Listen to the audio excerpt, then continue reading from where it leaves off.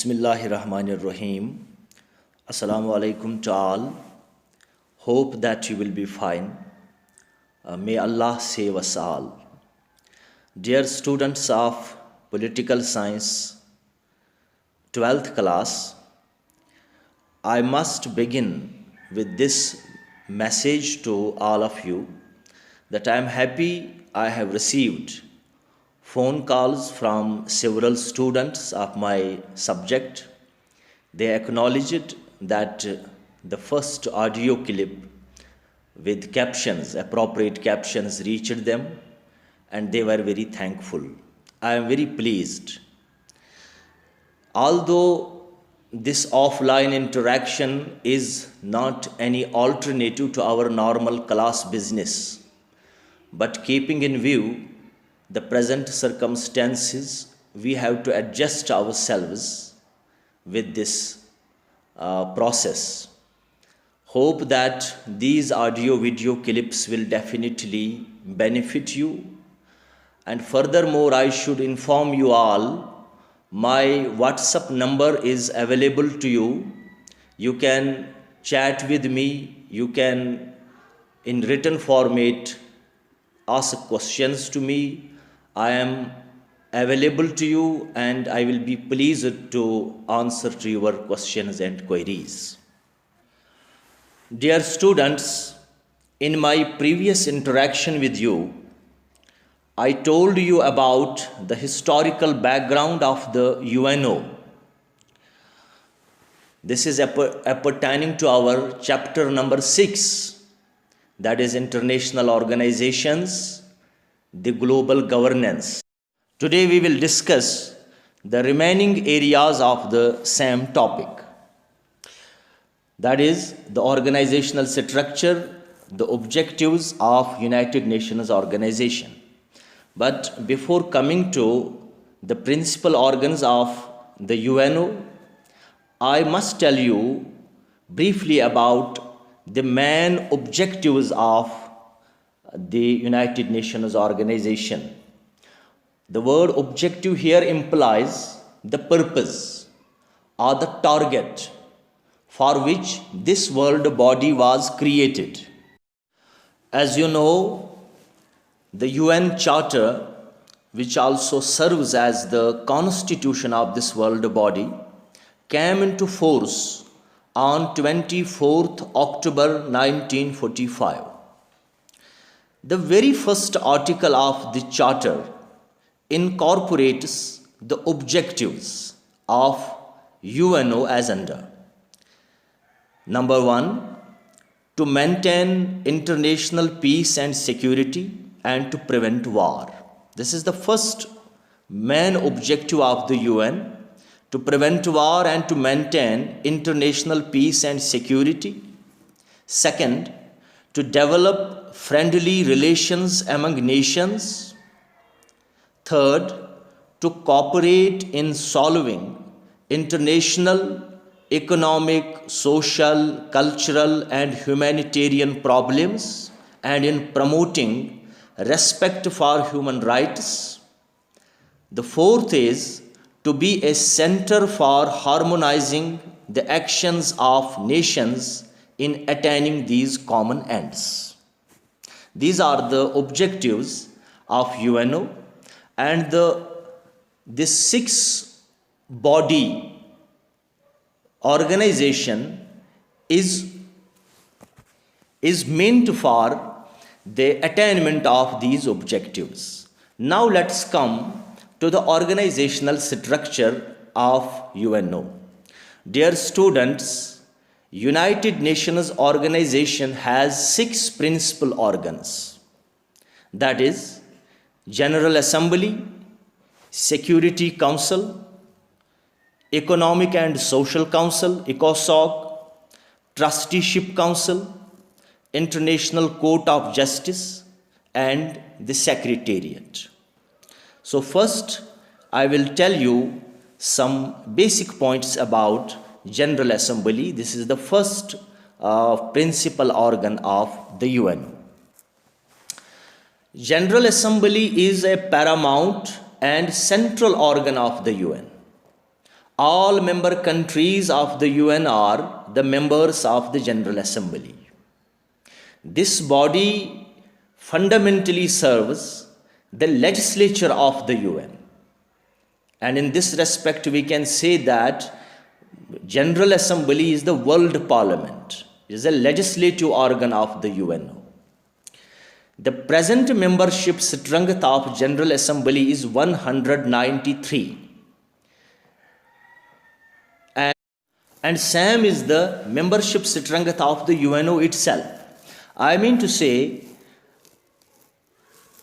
every country which becomes the member of the United Nations organization also becomes the member of the General Assembly.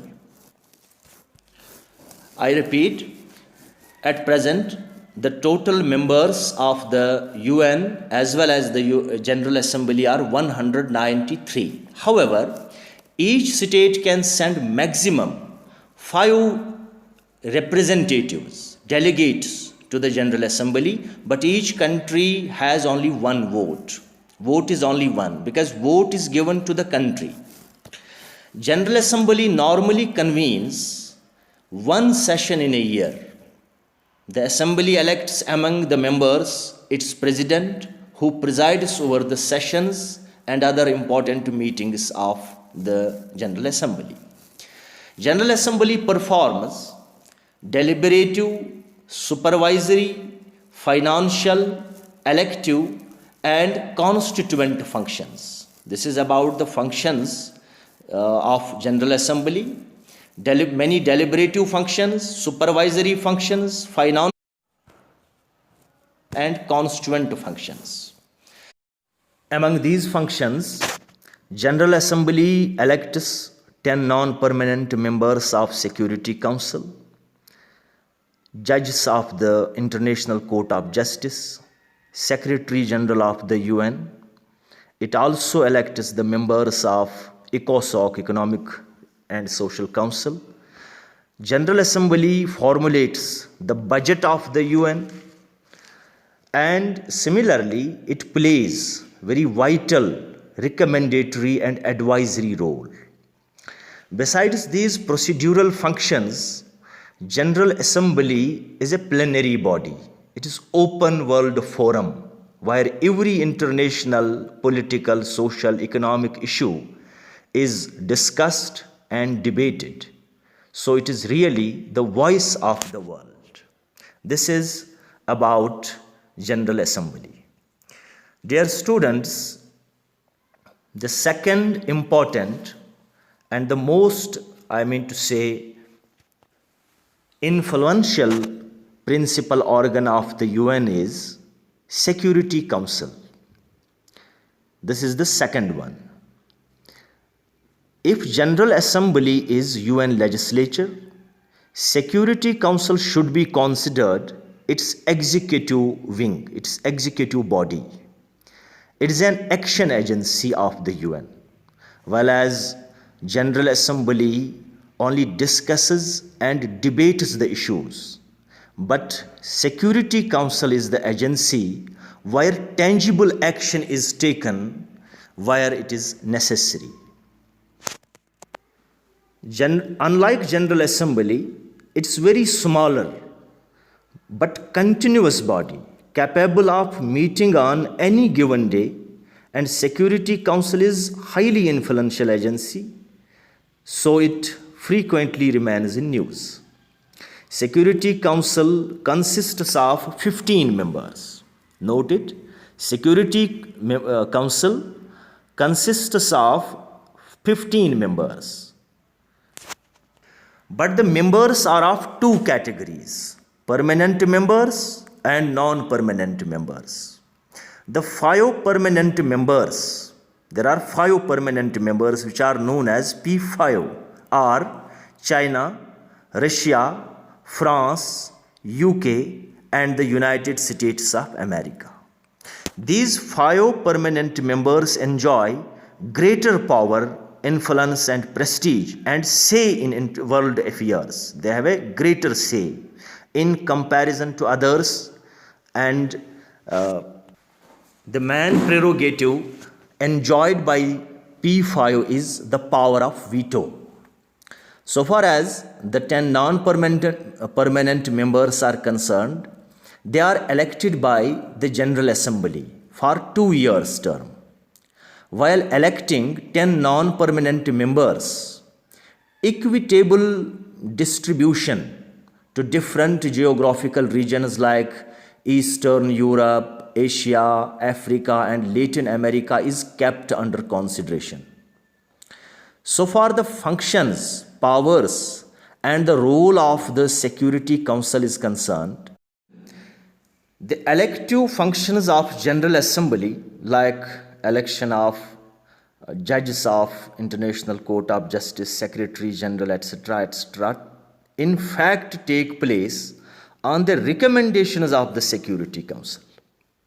Furthermore, regarding Security Council, it is important to note that to maintain international peace and security is the most cardinal function of this agency. And in this respect, it has the power to initiate, supervise any military action against any aggressor state as per UN Charter. It can deploy peacekeeping missions, etc., in different areas of the world.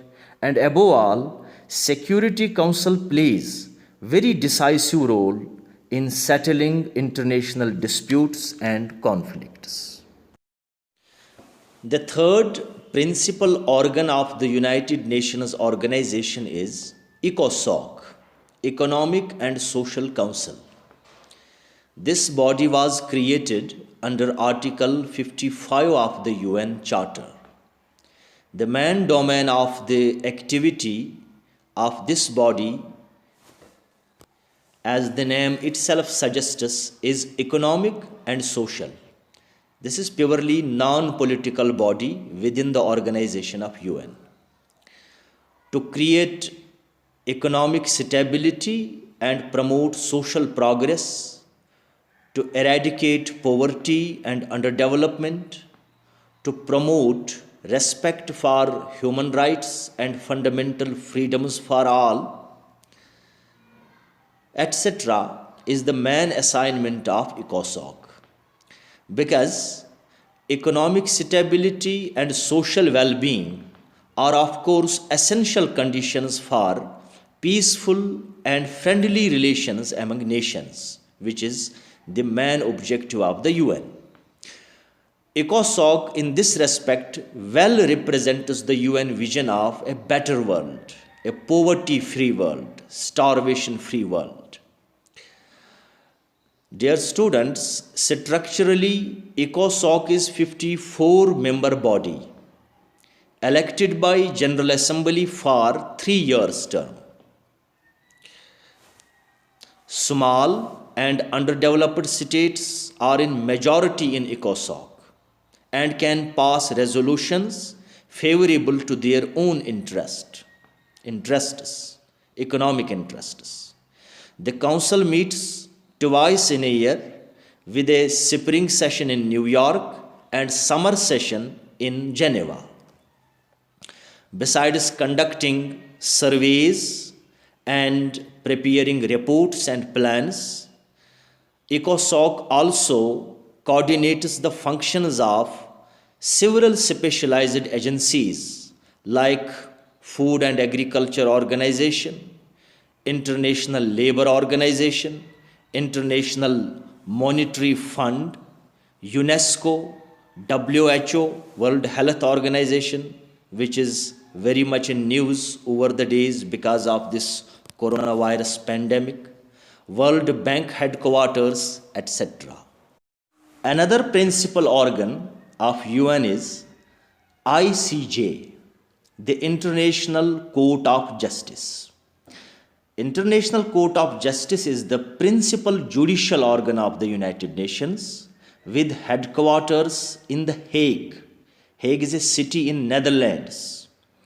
It functions in accordance with its statute. Statute means law, which is an integral part of the UN Charter.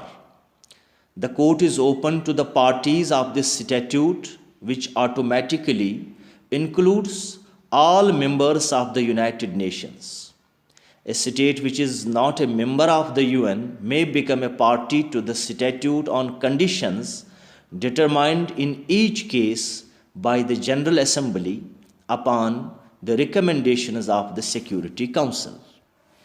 The court consists of 15 judges, known as the members of the court. They are elected by a concurrent vote of the General Assembly and Security Council. They are chosen on the basis of their qualifications, not on the basis of their nationality.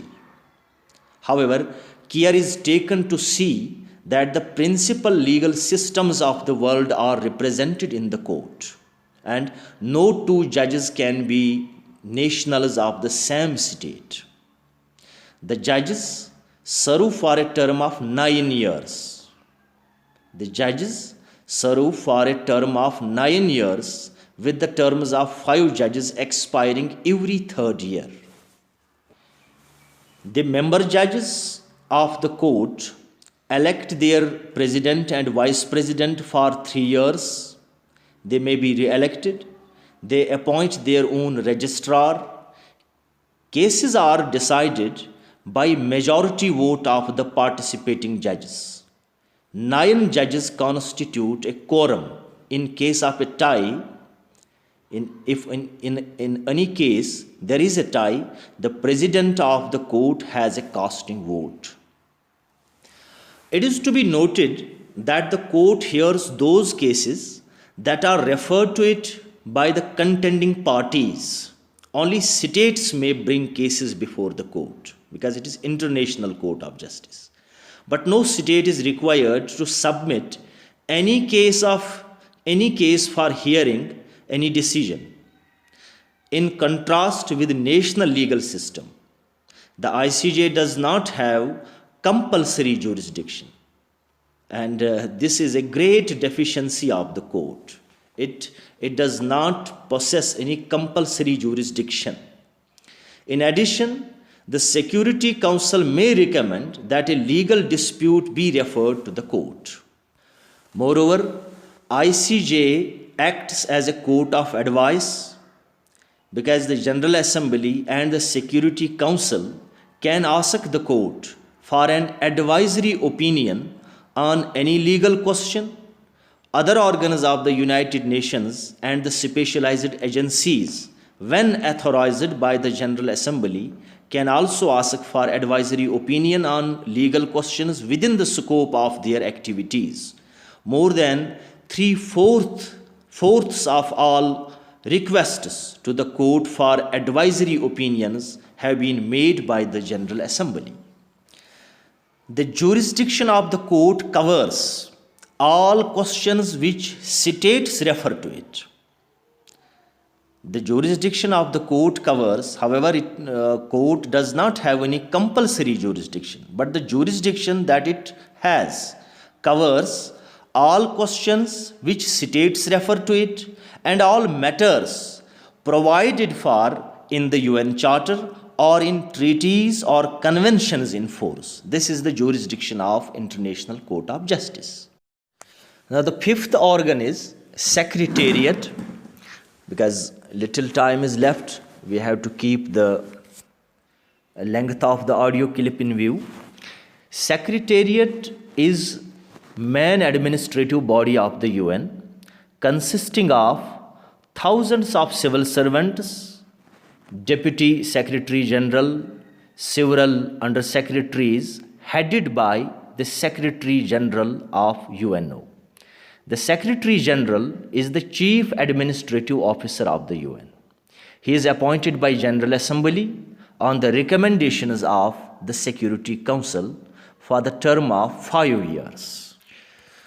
The major functions of the Secretary General are to be the Chief Administrative Officer of the organization, to act as Secretary to all the major delegate bodies of the UN, to perform functions assigned to him by the General Assembly and the 3 councils, to make an annual report to the General Assembly on the work to the General Assembly on the work of the organization, to appoint secretariat staff under regulations established by the General Assembly, and to act on his own initiative to bring to the attention of the Security Council any matter that, in his opinion, threatens international peace and security. It will be worth mentioning here that the overall functioning, role, character, impression, and the relevance of United Nations organization greatly depends on the political vision, statesmanship qualities, diplomatic capabilities of the Secretary General, because he is the chief administrator of the organization. He is in the driving seat of this world body.